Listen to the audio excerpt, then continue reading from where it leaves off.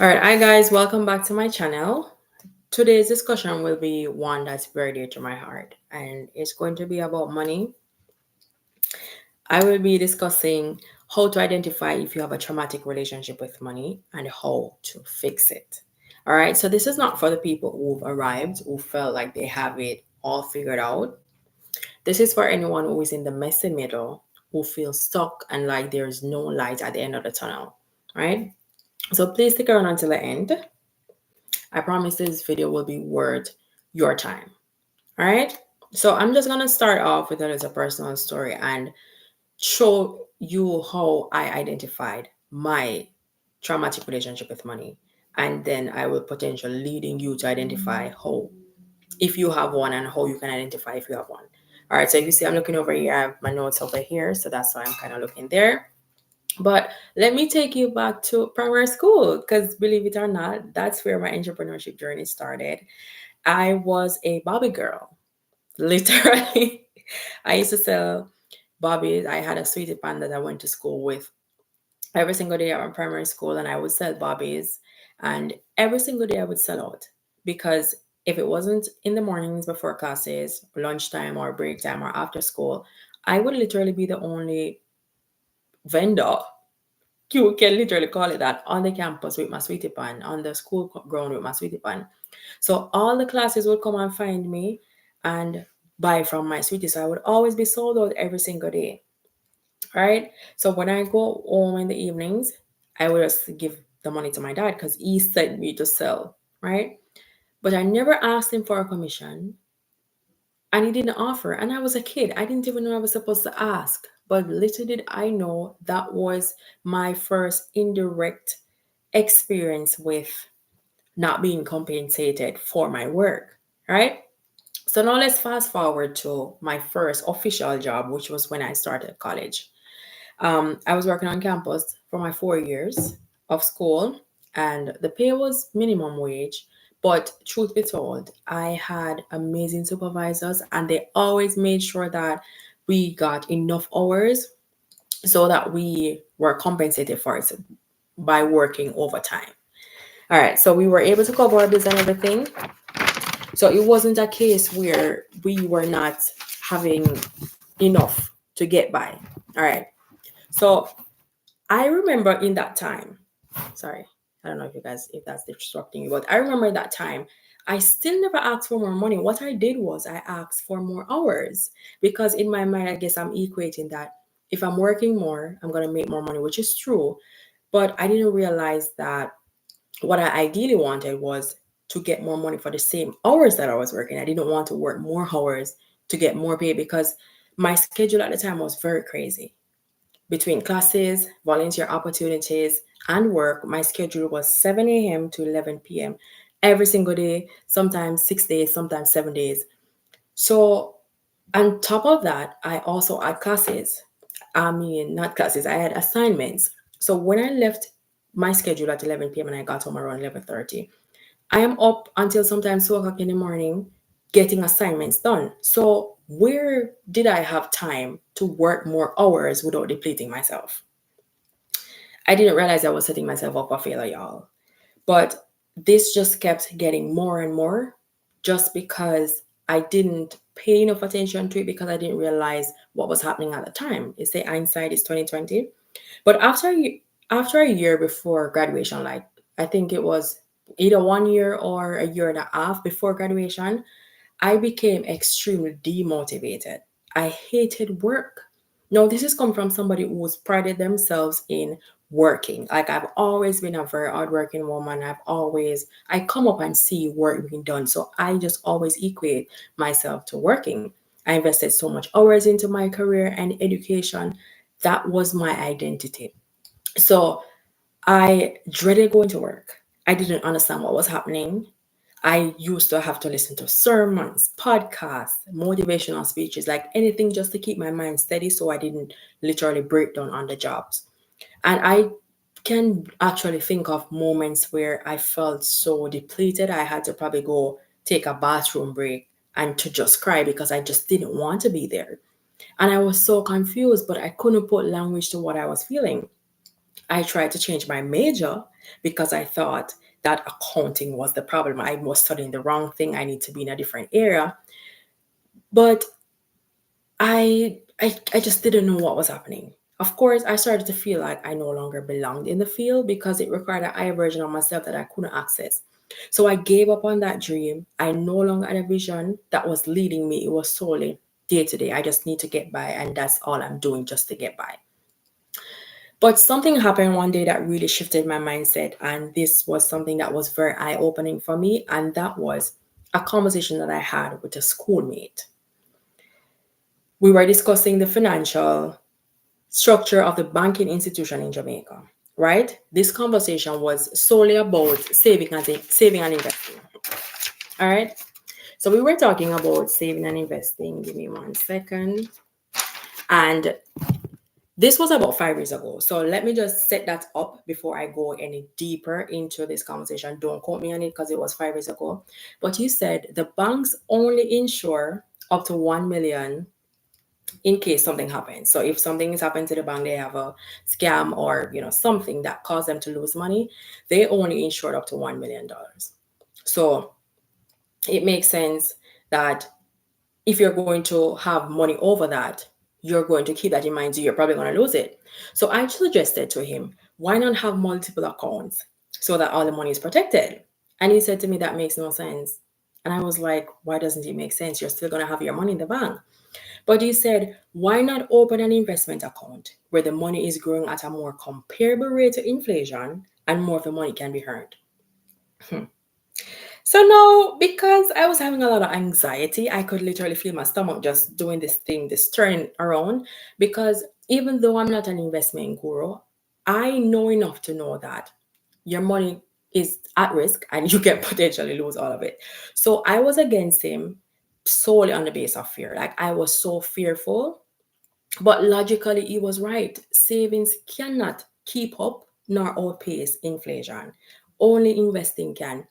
And as educated as I am, I walked away from that conversation feeling very small, feeling like I knew nothing because how could I say that open 4 accounts when literally you're not making any money on those accounts, right?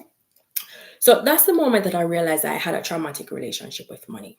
My mindset was money cannot buy you happiness and it isn't everything. And I think it was around that same time that Ariana Grande dropped the song that whoever said that money cannot solve your problems must not have had enough money to solve it. I don't remember every word, but I think it's something like that.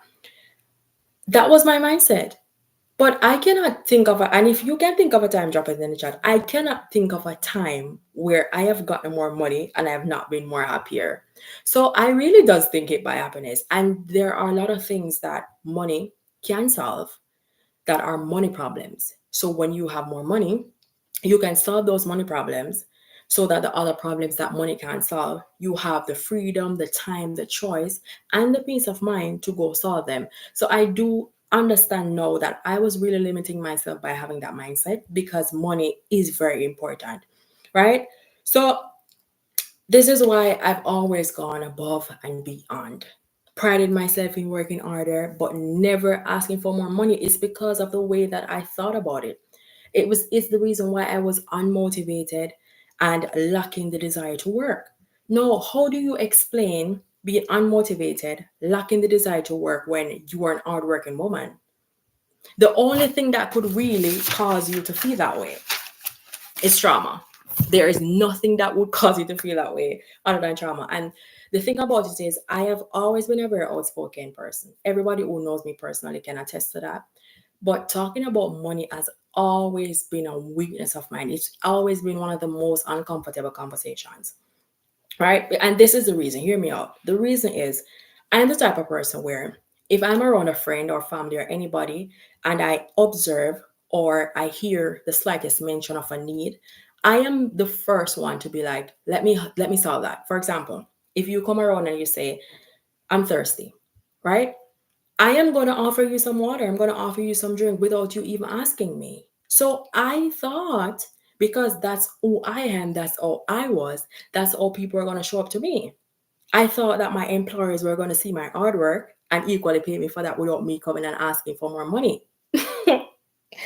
Yeah, it never happened. I think delusional is something that we have to accept sometimes, because it's really freeing when you identify that not everybody's like you. It doesn't mean that you are better.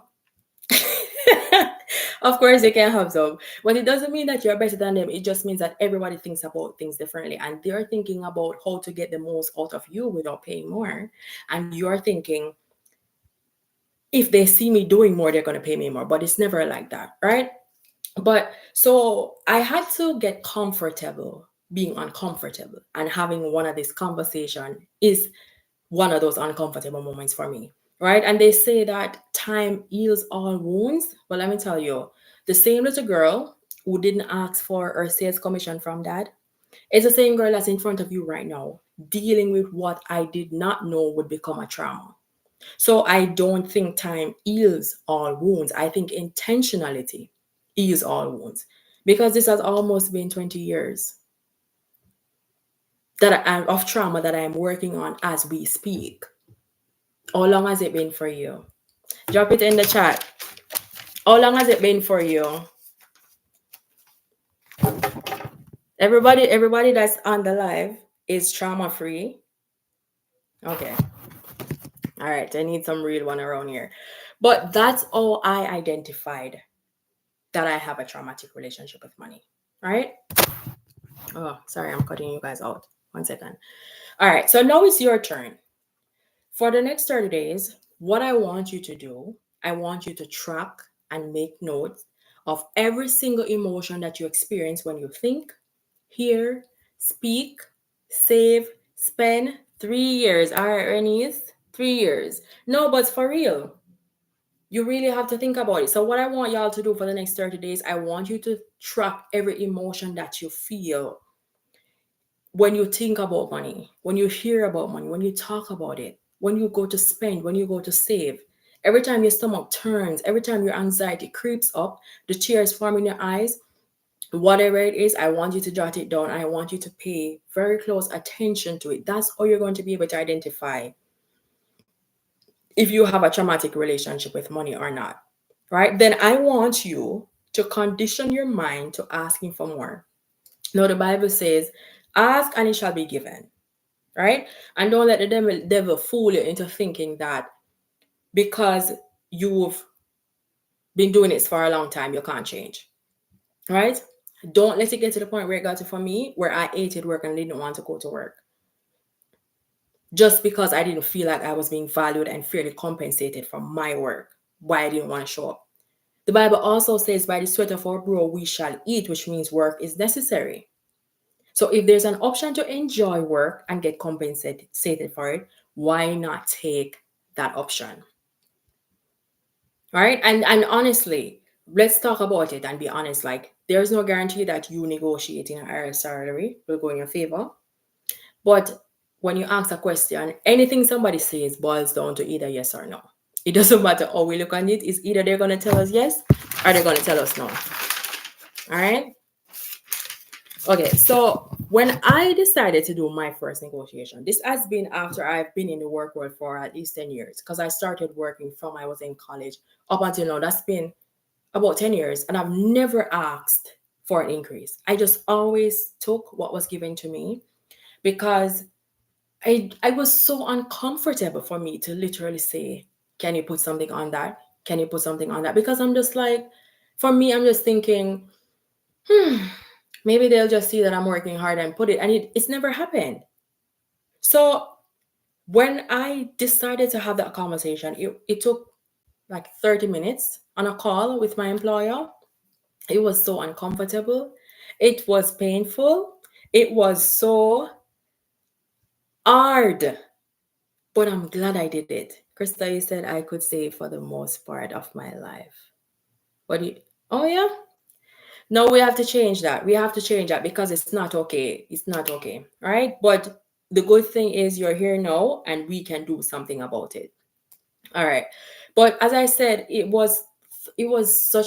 felt like it was 30 minutes in actuality, but it felt like I was on the phone for 3 years, for 3 hours, just trying to get increase on my pay. It was so uncomfortable. But that made me realize I am eating something that I need to eat.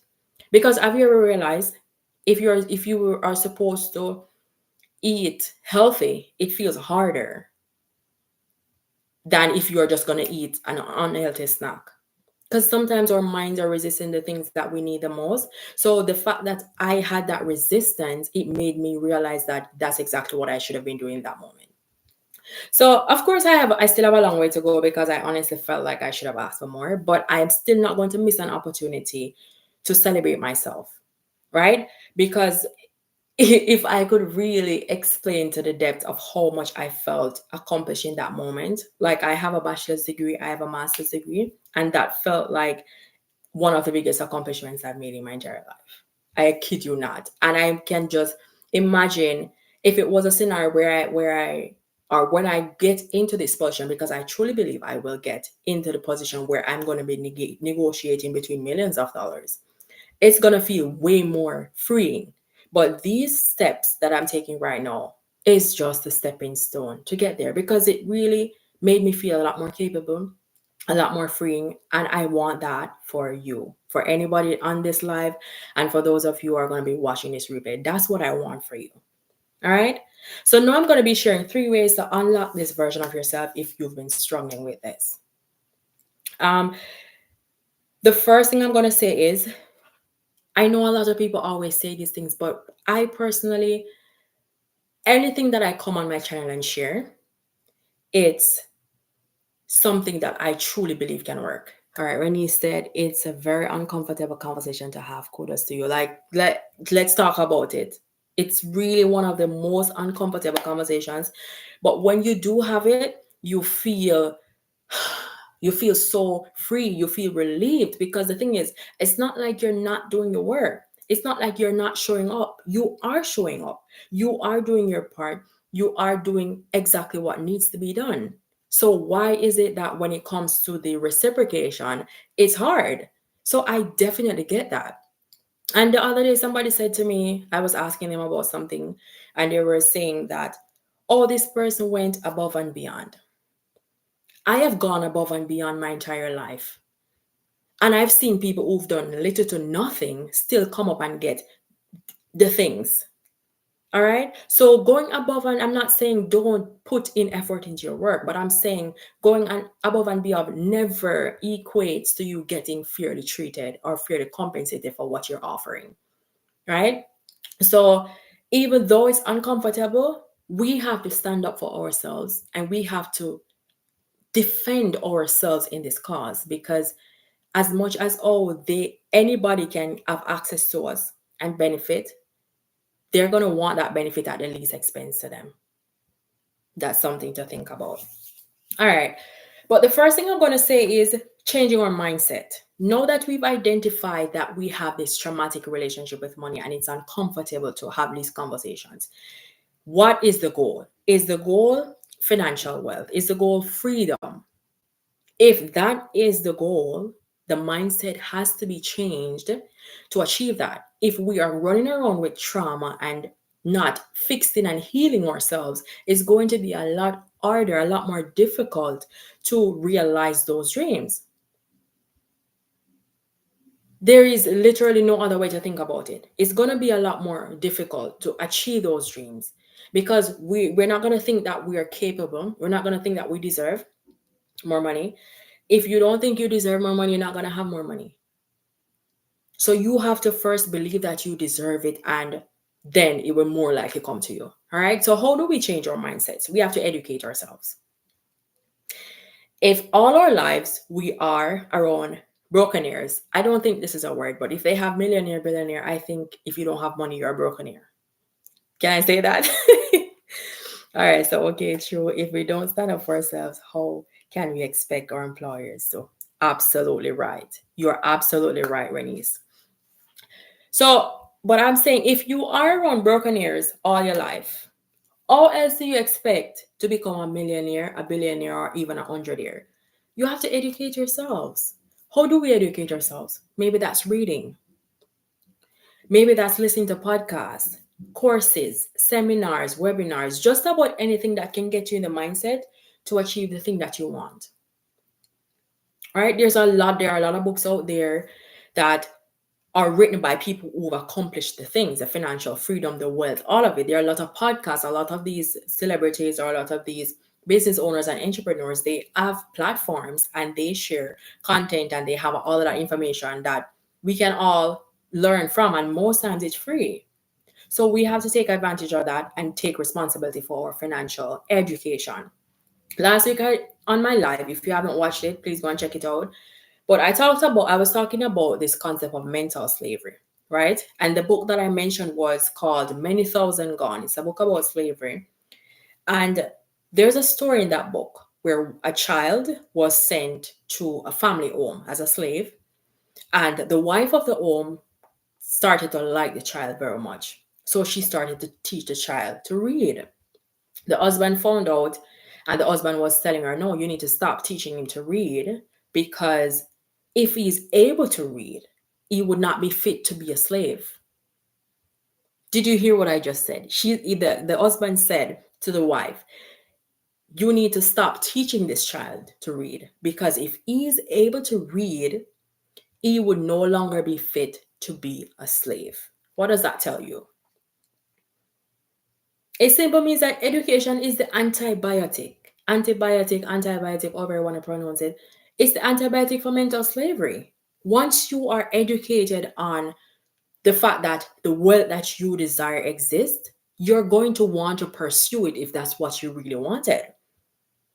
There's not gonna be too much friction between you and that thing. Of course, things are gonna happen in life, but you are gonna make sure that you do whatever it takes to achieve the things that you want, because you now know that it's possible. So we have to expose our minds to the things that we want and remind ourselves every single day that it's possible. And that's the way that we will reprogram our consciousness to go after them. All right. Okay. So this next one that I have here is change your decision making. So believe it or not, we're either making broke decisions or $1,000,000 decisions. Every single decision that we make from we wake up in the morning until we go to sleep at night is either going to be a broke decision or a millionaire decision. I'm currently reading the book We Should All Be Millionaires, and that's written by Rachel Rodgers. I don't know if you guys are familiar with her, but she has a podcast and a platform, LO7. Really amazing content. You can go check out if you want, some advice on who to listen to. But when I read this book, it brought the concept to me of broke decisions and millionaire decisions. I haven't finished reading the book yet, but I really like it so far. And honestly, I've never met this woman a day in my life, and it feels like we have the same lives. Like she's talking about me from what I've read. And it's just so amazing to just read it. I reading the book really has opened my mind to a lot of things. So I 1000% recommend this book.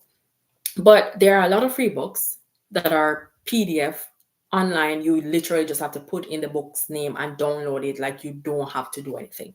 And also, I just want to touch on this before I move on. If you do have some money to spend on your development, why would you hesitate on investing in yourself and rob yourself of the opportunity to be in a different place, closer to your dreams 1 year from now?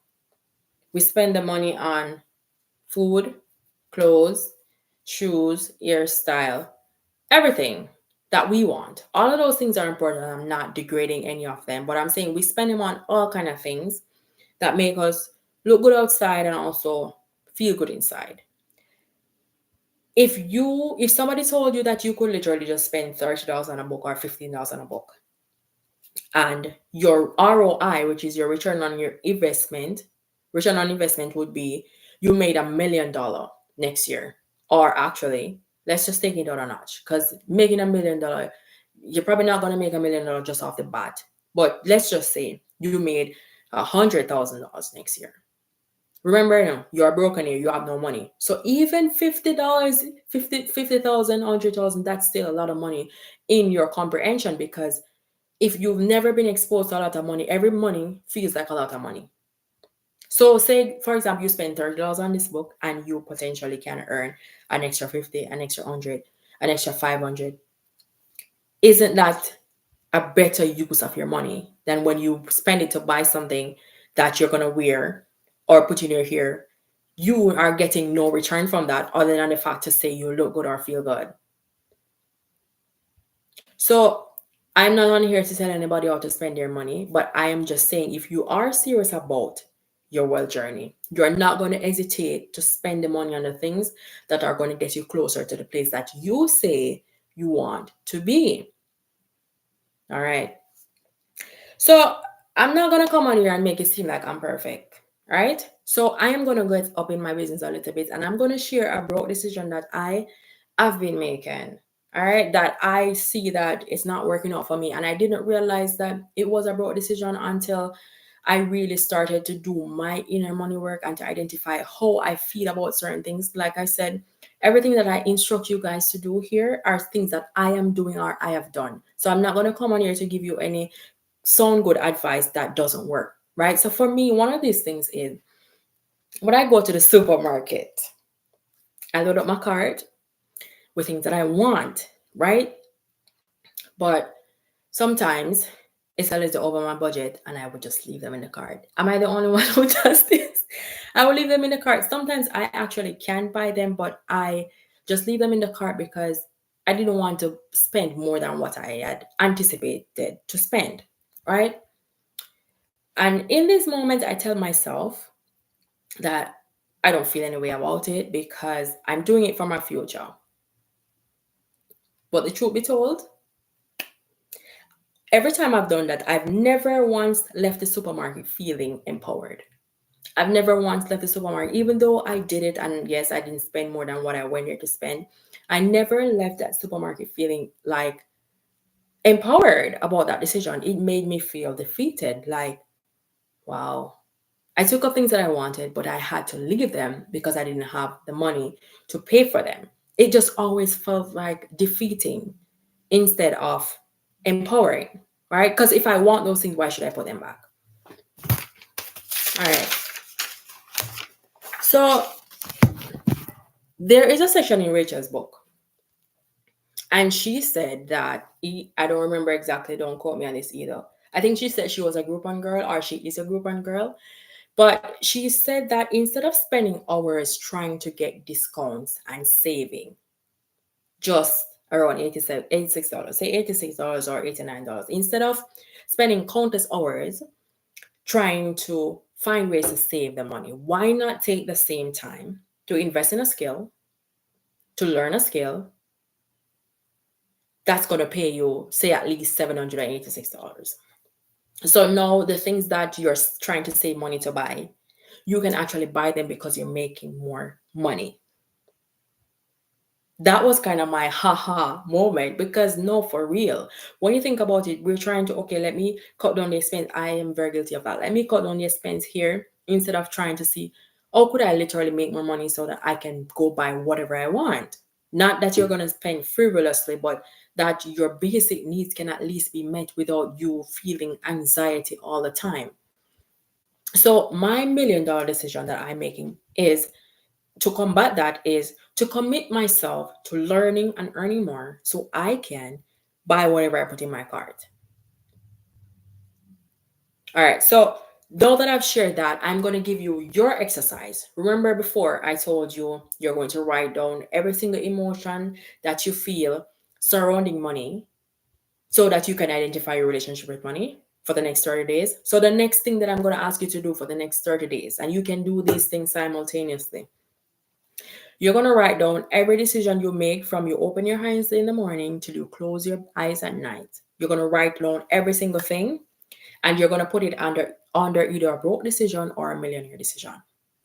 And this is not to shame you, it's not to guilt you, but you cannot change what you don't identify. So if you don't identify if your decision is a broke decision or a millionaire decision, you cannot know, you won't know what to change. And if you are saying that you want to become a millionaire, that means you are broke, that means you want to change something because you have to change something. Nothing changes if nothing changes. Right? So identify all of those and don't let the devil get in your heads, in our heads. We cannot let the devil get in our heads. And let us think that because we've been doing things one way for the entire duration of our life that we cannot change it. You can change it today. We can always change it today. Anytime. is always a good time to change anything. All right. So with all of those broad decisions that you've written down, because if you are already making certain $1 million decisions, you're already making $1 million decisions. But for the decisions that are broke, what we're gonna do is, based on what I've just shared, my examples of what that looks like, you're going to write down a $1 million decision that can cancel that broke decision. And every single day, your commitment to yourself needs to be taking small actions to implement those decisions, one day at a time. God didn't make the world in one day. So do not feel, even though we have to live our life with a sense of urgency, but don't rush through the process. Like, spend time to identify what are the things that really you're doing that are hindering you from getting the type of results that you want. All right. So those are two things that I'm asking you to commit to for the next 30 days. All right. This final thing that I have here is change your environment. So we went over changing your mindset. We went over changing your decision making. And now we're going to talk about changing your environment. Guys, if you've gone this far in the video, please subscribe to my channel and let's keep the conversation going. Bring somebody over to this live so they can get this content, because I'm sure you're getting some value from it. All right. So with this concept, my throat is getting a little bit dry. 1 second.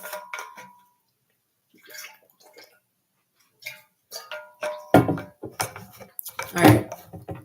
So what we're going to do with this concept of changing your environment, we're going to replace everything that makes you feel broke with something that makes you feel rich. I'm not telling you guys to go take out loans and debt. Like, honestly, I've spoken on this a couple lives ago. You know my feelings about that. I'm not telling you to go do that, but do with it what you will. But for this could, on a regular mundane basis, this could mean getting rid of some clothes. Like, I honestly had to go through my stuff and discard a lot of things, because I've had things that have been traveling with me for a very long time, and I've just been using them because I've just had them. Like, what do I do other than use them, right? But you have to take out those old stuff sometimes to make space for the new. And although if you have all of your shirts, all of your pants, all of your underwear, all of your garments distorted, that's not gonna make you feel rich. If you're wearing all of the clothes full of old things that are not beautifully aligned with your body, it's not gonna make you feel the way you want to feel. So that's one of the ways that you can do that. The next way is decluttering your physical space. I don't know about you, but honestly, if I'm in an environment that is constantly junked up, I am gonna start feeling junked up. Your environment directly affects your productivity and your mood, whether you want to believe it or not. You have to be very vigilant about how your environment is if you're trying to achieve a certain level that you've not been before. Right? This could also be a self-care routine. I'm not talking about everything has to be a 10-step process or a 10-step this. Like, it could literally mean spending more time just putting on lotion on your body and not rushing to go do something, to go watch a show. You spend time and be intentional about spending time and bonding with yourself, right? Another thing could be delegating responsibilities.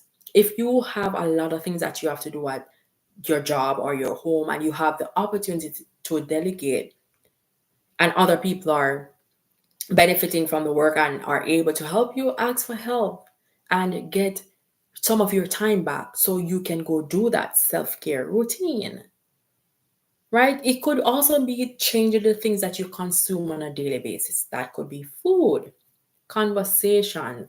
Like, it's 2025, guys. We literally don't need to be out here gossiping and minding other people's business when we have a whole life that we need to figure out. Remember, we're here trying to work on our financial freedom journey. We don't got time to be gossiping. We need to be figuring out how to make more money so that we can achieve the life that we want, so that we don't have time to be consumed by things that are not getting us there.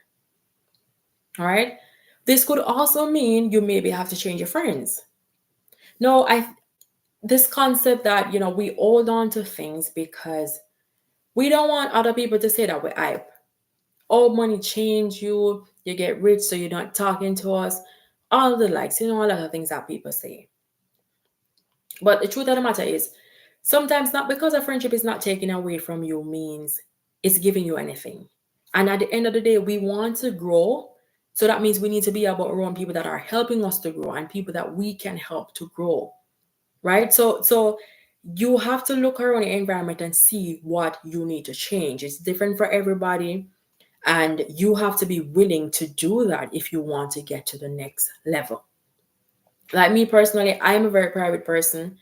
I think I've always been this way, but I am more this way a lot more now because I have a lot of dreams that I've had have been killed by family members that I opened up myself to, and they just killed a lot of dreams that I've had. So me personally, I have to make sure that I protect any idea that I have.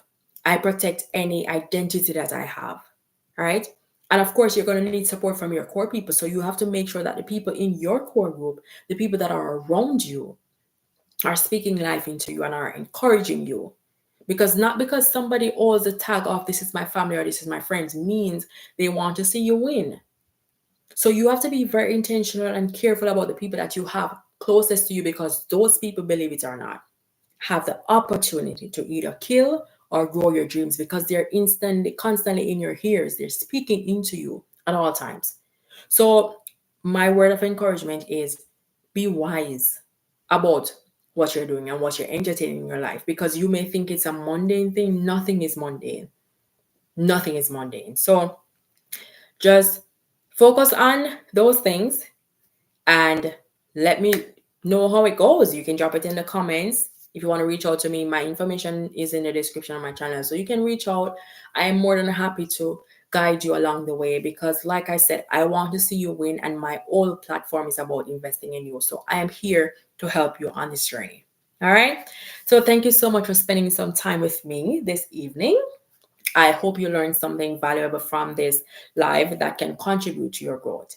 And if you did, please like the live, please like the video, share it with someone so that they can also benefit. Right? Comment below anything that stood out to you.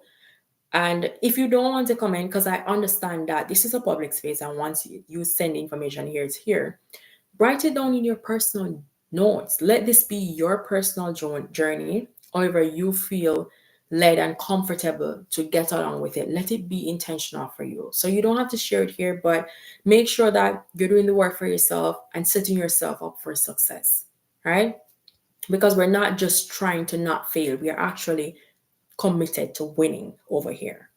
All right. So share it with a friend and subscribe for more. And as always, continue to invest in yourself as I try to pour into you as well. All right, guys. I'll see you in the next one. Thank you so much.